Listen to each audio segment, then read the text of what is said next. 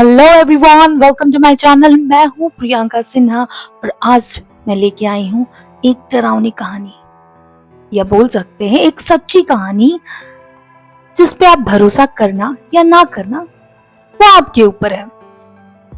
कहानी का मैंने नाम रखा है रूम नंबर 313। ठीक है, हर हॉस्टल की अपनी एक कहानी होती है। कुछ सीनियर्स बना लेते हैं, कुछ स्टूडेंट्स बना लेते हैं, और कुछ ऐसी कहानियां होती हैं जिसे लोग सुनते हैं सालों साल। और ये हर हॉस्टल की कहानी है। ठीक है, हर हॉस्टल में कोई ना कोई एक दो कहानी तो ऐसी आ ही जाती है। तो ऐसी ही कहानी के बारे में आपको बताने जा रही हूँ। मेरी एक फ्रेंड है जो बहुत घनिष्ठ मित्र है मेरी, उसने ये कहानी मुझे बताई थी।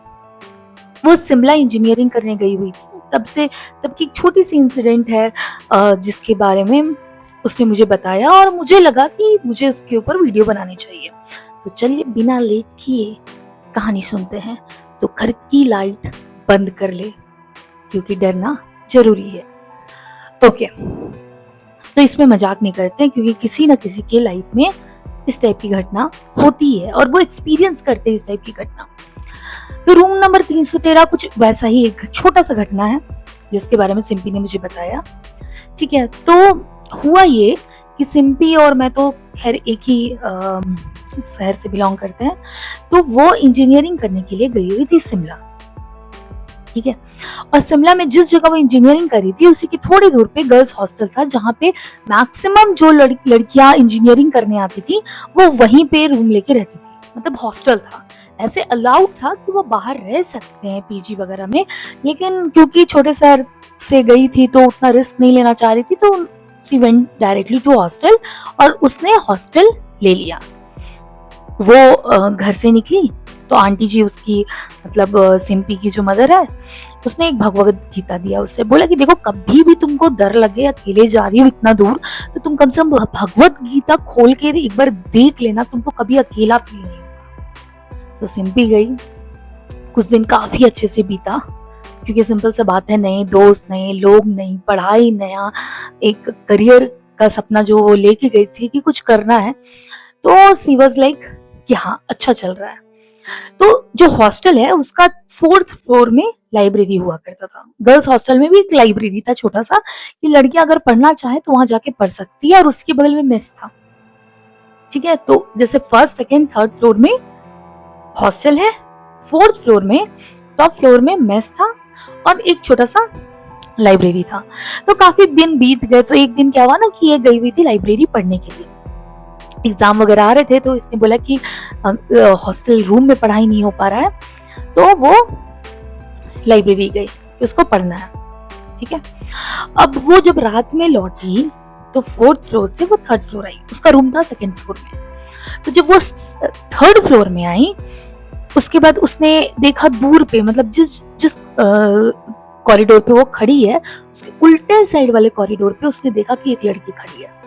ठीक है, सफेद टाइप का कुछ पहना हुआ है उसने, और वो कुछ ढूंढ रही है रूम नंबर 313 के बाहर। ठीक है, तो सिंपी ने उससे पूछा, कुछ भुला गया है क्या, कुछ ढूंढ रही हो? तो काफी दूर आवाज था, काफी दूर थे वो लोग। एक कॉर्नर में ये थी और उस गैलरी के दूसरे कॉर्नर पे वो लड़की खड़ी थी। तो उसने दूर से उसे बस देखा और फिर ढूंढने लगी। सिंपी को लगा हो सकता है कि अपना काम कर रही है, चलो अपने रूम चलते हैं। तो she went directly to room. अब रूम में उसकी दो रूममेट थी। एक का तो मुझे उसने नाम बताया था, दोनों का नाम बताया था।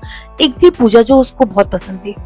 तो उसने पूजा को बताया कि देखो क्या हुआ है ना, कि एक लड़की हमको दिखी, पता नहीं कहाँ गायब हो गई। तो इन लोग के मन में आया कि चलो एक काम करते हैं, घूम के आते हैं। ठीक है ना, घूम के आते थोड़ा कॉरिडोर वगैरह। तो वो दोनों निकल गई, वहां उसको कुछ नहीं दिखा। तो रूम नंबर 313 के पास ये लोग गई, बोली ये रूम में तो ताला लगा हुआ है, लड़कियां ढूंढ क्या रही थी। तो खैर उसने उतना दिमाग नहीं लगाया। फिर दूसरे दिन इस पे वो लोगों ने चर्चा किया कि पता है ऐसा ऐसा हुआ। तो वहीं पे एक उसी फ्लोर पे एक लड़की थी। ठीक है, तो वो लड़की आई, वो ये लोग से सीनियर थी। तो वो बोली देखो, इस टाइप की चीजें से दूर रहो, ज्यादा इन्वॉल्व मत हो। ठीक है, हर जगह का एक स्टोरी रहता है। एंड सिम्पी जो थी वो बोली, वो उसकी जाने पे खूब हंसी, ये पागल हो गई है या हमें डरा रही है, सीनियर भैया डरा रही होगी। ठीक है, उसके बाद उस दिन के बाद से ये बहुत टेंशन, डिप्रेशन, एग्जाम में फेल हो जा रही है, कुछ पढ़ नहीं पा रही है, मतलब वो उसके बाद वाला सारा एग्जाम पूरा डार्क सर्कल्स वगैरह हो गया, और काफी वो मतलब वो कुछ भी रात में रखती वो सुबह गायब हो जाए, इस टाइप का चीज होने लगा। तो लास्टली वो वहां से, उसके जो एक आंटी जो साफ सफाई वाली आती थी, उसने कहा कि देखो एक काम करो, तुम घर जाओ, घर जाओ रेस्ट करो, फिर तुम वापस आना। तो सिम्पी क्या की, सिम्पी गई अपने घर। ठीक है, वो वापस आ गई। अब यहाँ पे उसने अपनी मम्मी को बताया, और ये लोग ना थोड़ा पूजा पाठ में ज्यादा ध्यान देते थे, इनके अपने एक पुरोहित थे। तो सिम्पी की मदर ने उनको बुलाया कि देखिए नया जगह गई है, उसे सपने आ रहे हैं, डार्क सर्कल बढ़ गए हैं, और कुछ दिन से तबीयत खराब रह रहा है। ठीक है, और उसके साथ ये इंसिडेंट हुआ, उसके बाद से इसकी तबीयत ज्यादा खराब है। तो पंडित जी ने उसको देखा, फिर उसको पूछा तुमने कुछ उठाया है क्या? सिम्पी ने बोला नहीं, मैं चोरी वगैरह तो नहीं की हूँ। तो नहीं नहीं, तुमने गलती से कुछ ऐसा उठाया है जो तुम्हारा नहीं है। तो सिम्पी ने बोला हाँ शायद पहले दिन जिस दिन ये हॉस्टल आई थी, उसके दूसरे वाले दिन पे या फिर सेम डे पे इसको ना एक पायल मिला था, वही 3rd फ्लोर पे, जब ये मेस में खाना खाने जा रही थी तब। तो इसने उठा लिया कि भैया हम दे देंगे किसी को। एक सिंगल पायल था, 2 पेयर में नहीं था, सिंगल पायल था। तो उसने बताया, तो उस पंडित जी ने बोला पायल दिखाओ। सिम्पी ने बैग खोला, बोला लकीली बैग में ही उसने रखा था, तो उस पायल निकाला, बहुत खूबसूरत सा पायल था, क्योंकि हम लोगों ने भी वो पायल देखा। तो वो पायल उसने पंडित जी को दिखाया। पंडित जी ने बोला ये शांति से जाओ, और ये जहां से उठाइए वहां रखो, या मैनेजमेंट को किसी के हाथ में दे दो, और फिर इससे नहीं जा पाओ। ठीक है, तो फिर दूसरे दिन ही सिम्पी की मदर ने कहा जाओ तुम हॉस्टल जाओ, इसको देख के आओ, तभी ये सब चीज ठीक होगा। तो अब ये गई हॉस्टल, वहां पे इसने वो पायल हैंड ओवर कर दिया। उसके बाद फिर काफी दिन के बाद सब कुछ नॉर्मल हो गया।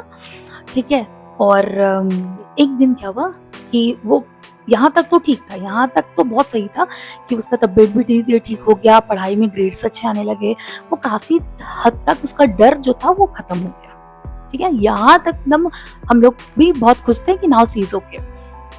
कुछ दिन के बाद वो एक बार वो बता रही थी कि पता है मेरे को इतना डर लग रहा है, एंजाइटी हो रहा है कि खिड़की के बाहर कोई खड़ा रहता है। तो ये गई एक दिन खिड़की के बाहर, तो दूर पेड़ के नीचे एक लड़की बैठी हुई थी। अब गर्ल्स हॉस्टल है, लड़की तो रहेगी। उसने जिसको भी बोला, सबने ही कहा कि लड़की तो रहेगी ही ना, गर्ल्स हॉस्टल है। लेकिन काफी साल के बाद जब सिम्पी वहां से पास आउट हो गई, तो सेम कॉलेज का बोल सकते हैं न्यूज़पेपर में आया हुआ था, और काफी ये पॉपुलर भी हुआ था इंटरनेट में, कि उसी पेड़ के पास, ठीक है, कंस्ट्रक्शन के समय कुछ स्केलेटन वगैरह मिला था।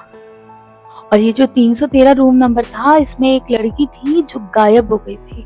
तो उसका जो पुलिस है वो लोग उसको खोज रहा था, और वो पायल भी उसी के रूम के बाहर मिला था। ठीक है, और जो स्केलेटन मिला था वो भी वो मिसिंग लड़की का था। तो उसको जब पता चला 1-2 साल बाद, जब वो मतलब कॉलेज छोड़ने के उसको करीब 1 साल के बाद ये सारे इंसिडेंट पता चले। तो आप जहाँ भी रहते हैं, जिस भी हॉस्टल में रहते हैं, कभी कभी रूमर्स सही होते हैं, क्योंकि हॉस्टल का कंस्ट्रक्शन किस चीज पे हुआ है, किस जमीन पे हुआ है, वो भी मैटर करता है। तो चलिए फिर मिलते हैं नई कहानी के साथ। अगर आपके पास कोई कहानी है तो प्लीज मुझे मेल करें। Thank you, bye.